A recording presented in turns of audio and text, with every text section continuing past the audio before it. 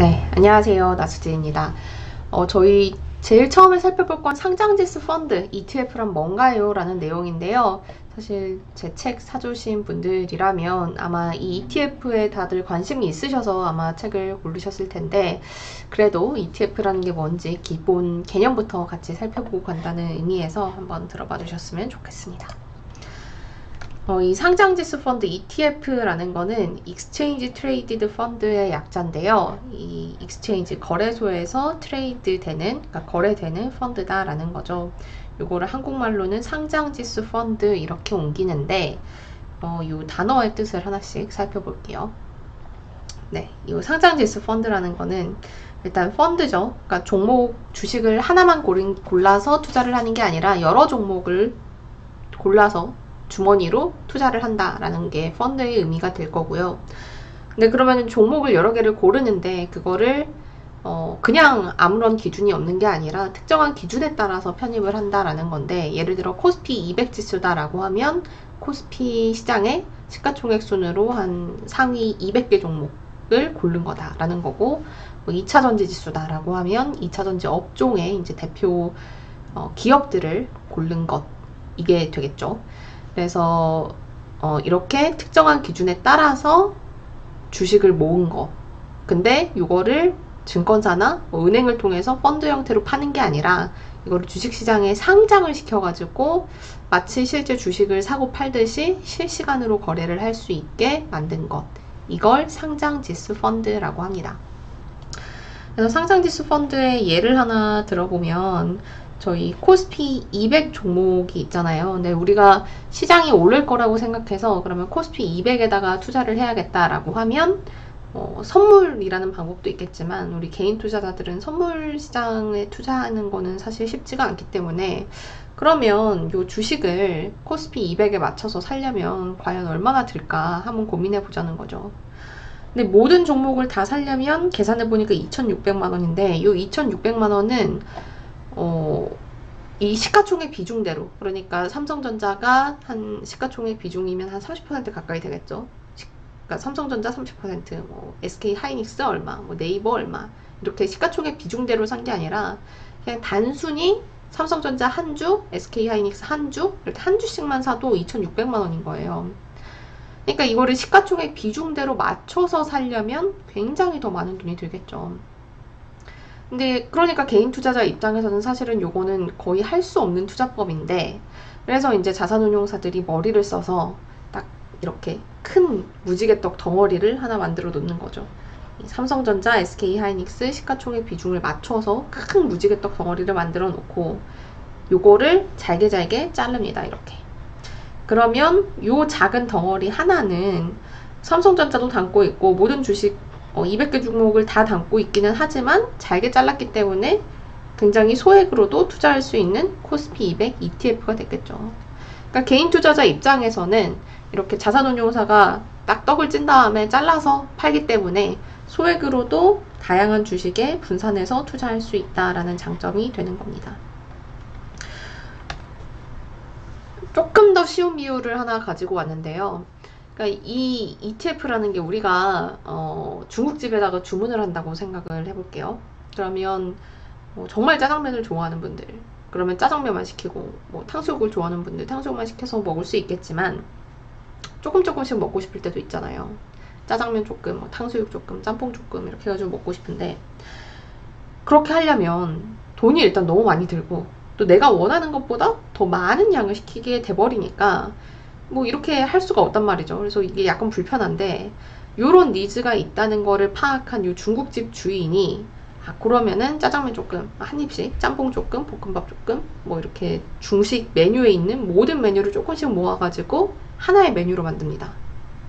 그러면 아까처럼 조금씩 먹고 싶었던 투자자들은 요 메뉴를 시키겠죠.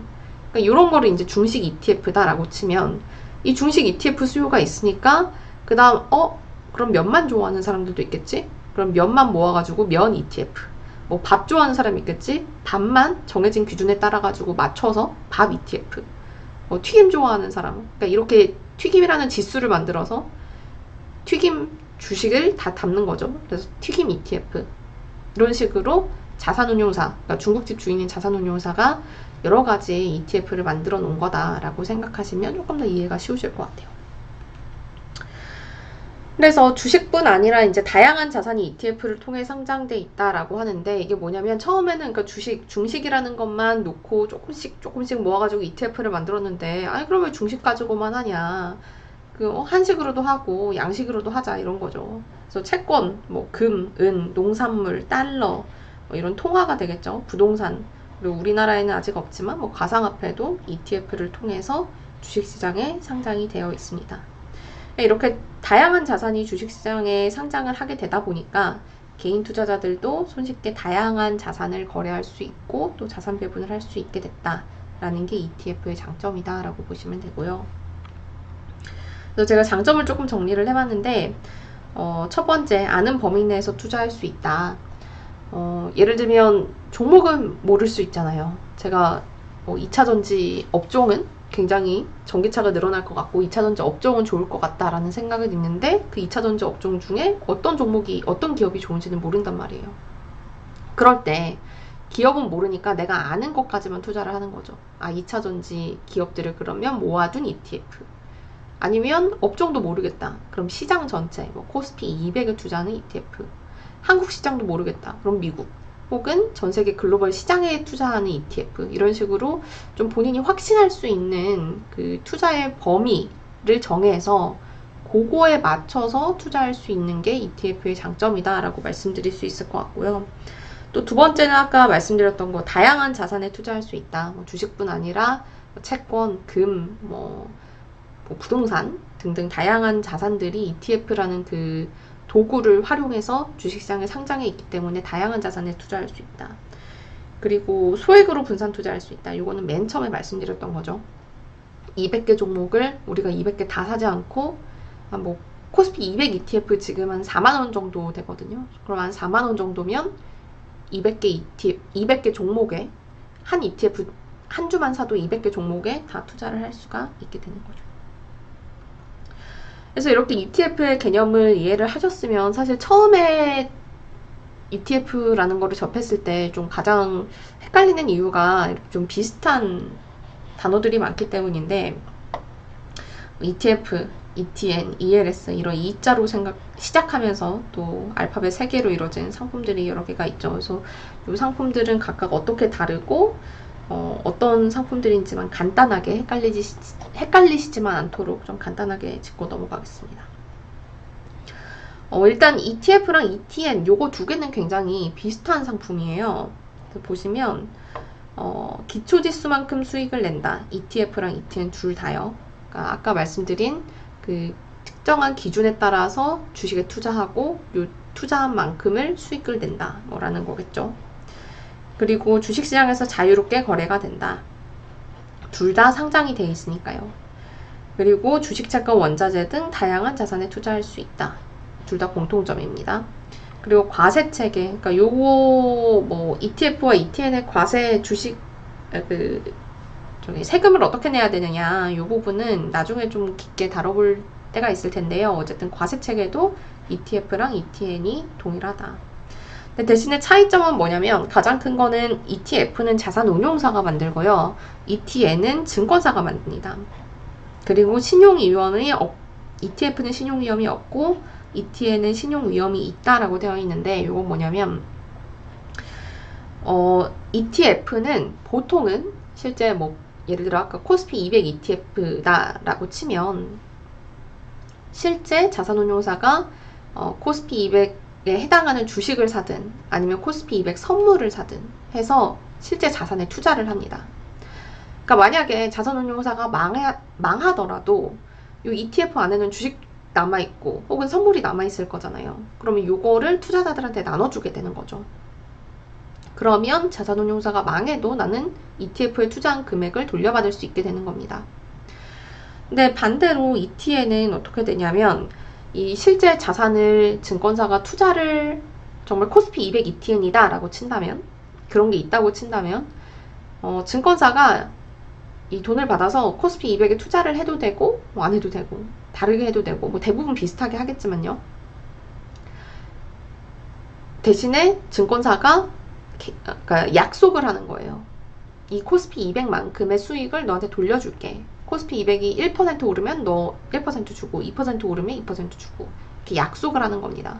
그러니까 이게 약속으로 맺어져 있기 때문에 이 약속을 지킨 상대방이 없어지면 약속 못 지키는 거잖아요. 그러니까 내 돈을 원금을 잃어버릴 위험도 있다. 그래서 이 증권사의 신용 위험이 있다라고 얘기를 하는 겁니다. 근데 아직까지 뭐 ETM 발행사들이 대부분 대형사고 증권사들이 뭐 망한 적이 없기 때문에 이런 신용 위험이 크다, 뭐 이것 때문에 ETN을 투자를 못하겠다라고 보실 만큼의 위험이 있는 상품은 아닙니다. 그리고 만기를 보면 ETF는 만기가 없는 펀드고요. 그리고 ETN은 만기가 정해져 있어서 요거는 사실은 뭐 좀 단점으로 작용할 수 있죠. 내가 원하지 않는 시점에 투자를 그만둬야 될 때도 있을 테니까요. 만기가 있기 때문에. 그리고 최소 구성 종목 수라고 나와 있는데 ETF는 최소한 10개 이상의 종목에 분산 투자를 해야 된다라는 거고 ETN은 최소 5개 종목에 분산 투자를 해야 됩니다.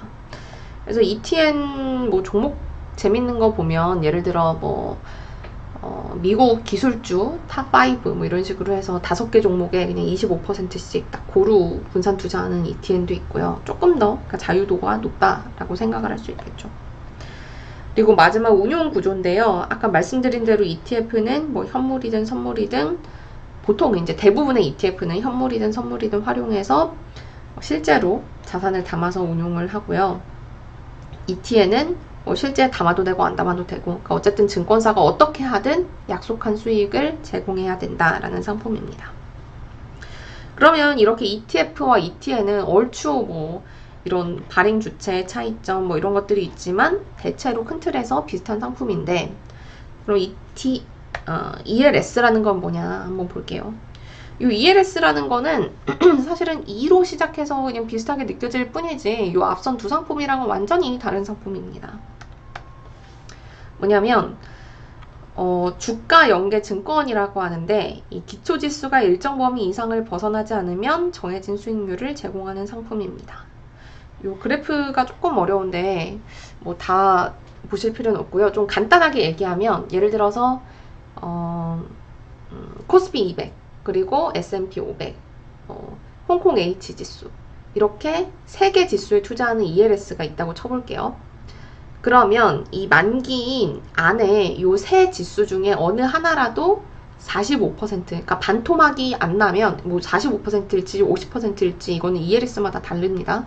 보통 이제 뭐 한 50%라고 쳐볼게요.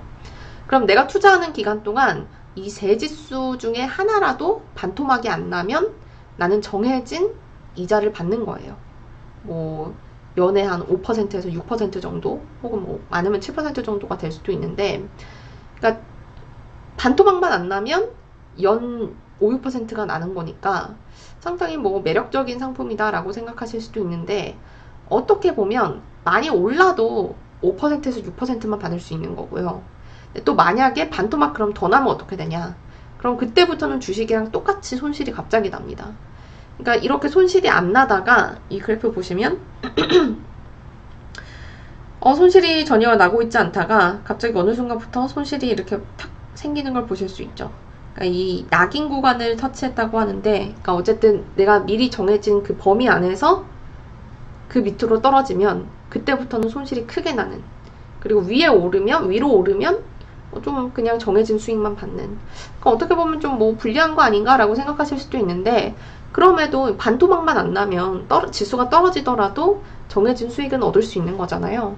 그러니까 이런저런 장단점이 조금 있는 상품이다 라고 보시면 됩니다. 그러니까 ELS는 상당히 좀 구조화된 상품이라고 보고 ETN이나 ETF는 그냥 대체로 주식 뭐 혹은 기초지수를 따라가는 이런 상품이라고 생각하시면 될 것 같습니다.